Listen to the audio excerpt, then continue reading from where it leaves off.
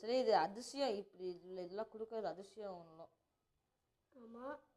இப்போ பார்த்தீங்கன்னா நம்ம புஷ்பா ராஜ் நம்ம மாமா வந்து மாமா வேற ஒரு பண்டில் இறக்கி விட்ருக்காங்க கரீனா மாமா. அது எப்போ ஆடு புஷ்பா கூட பார்த்துட்டான். யாரு? கரீனாவா? நான்லாம் பார்க்கலடா.